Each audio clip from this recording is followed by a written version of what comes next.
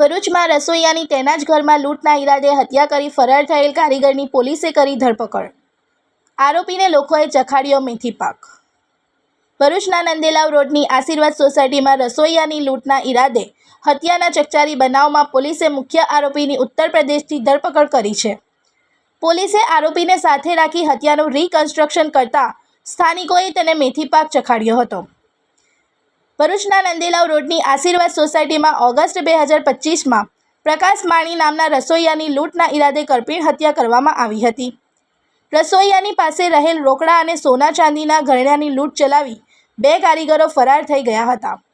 આ મામલે ભરૂચ શહેર એ ડિવિઝન પોલીસે ગુનો નોંધી તપાસ હાથ ધરી હતી।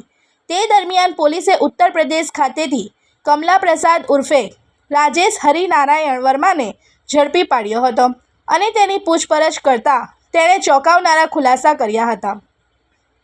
આરોપી કમલા પ્રસાદ અને અન્ય કારીગર છોટા કૌ ઉર્ફે નફીસ ઉર્ફે સલીમ સદલુએ પ્રકાશ માણીને ચામાં ગેનની ગોળી આપી બેભાન કરી રસ્સી વડે બાંધી હત્યા કરી હોવાની કબૂલાત કરી હતી। પોલીસની ટીમે આજ રોજ આરોપી કમલા પ્રસાદને સાથે રાખી આખી ઘટનાનું રિકન્સ્ટ્રક્શન કર્યું હતું। તે દરમિયાન મૃતકના પરિવાર અને સ્થાનિકોનો આક્રોશ જોવા મળ્યો હતો અને આરોપીને માર પણ મારવામાં આવ્યો હતો। આ તરફ પરિવાર અને સ્થાનિકોએ આરોપીને ફાંસીની સજાની માંગ કરી છે। મારું નામ માલી દુર્ગા પ્રકાશભાઈ છે। આજે જે આરોપીએ મારા પપ્પાને મર્ડર કરેલું બટાકું નાખીને રાત્રે 10 વાગ્યા પછી 3 કે 4 વખત ચા પીરાવીને બહુ જ ગંદી રીતે મારા પપ્પાની હાલત કરેલી, જે આજે 2 માંથી 1 જણ પકડાઈ ગયેલો છે, એની ફાંસીની સજા જોઈએ છે ને કાલ ઉઠીને ફાંસીની સજા નહીં આપે ને ભાઈને કોઈ થાય તો જવાબદારી કોણ લેવાના? સોસાયટીમાં બી ખતરો છે બધાને। જે સુધી એને ફાંસીની સજા નહીં થાય તો સુધી અમે કોઈ જીવાવાળા નહીં, અમે શું કરવાના? 2 ભાઈ છે, મને तो फांसी ने सजा, हमने बीजू कसूर नहीं जोता। मेरा नाम ईश्वराम माली है। हम राजस्थान के रहवासी है। इधर जो भरूच में मर्डर हुआ वो मेरे बड़े भैया प्रकाश भाई थे, वो भरूच में रहते थे। उनके साथ में काम करने वाले कामगार मतलब वर्कर लोग, उन्होंने उनकी हत्या करके दोनों लोग भागे। एक का नाम कमला प्रसाद, दूसरे का नाम सलीम। दोनों लोग यहाँ से लूट करके हत्या करके भाग गए। फिर पुलिस ने हमको विश्वास दिलाया कि हम आपको आरोपी को निश्चिंत रहिए, हम पकड़ के लाएंगे।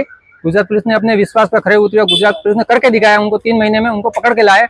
अभी हमारे गुजरात सरकार से निवेदन है कि इस मुजरिम को फांसी की सजा दिलाए, क्योंकि हमारे भाई के छोटे छोटे बच्चे, अभी उसको 10-15 साल की सजा हो जाएगी, वे बाहर में आके बाहर आके वापस ये काम करेगा। बच्चे को कई कर दिया, हमारे को कोई कर दिया, जनमान का हमको पूरा खतरा है कि बाहर आके मर्डर तो करेगा। इनका पेशेवर धंधा है, ऐसा मेरे को लग रहा है।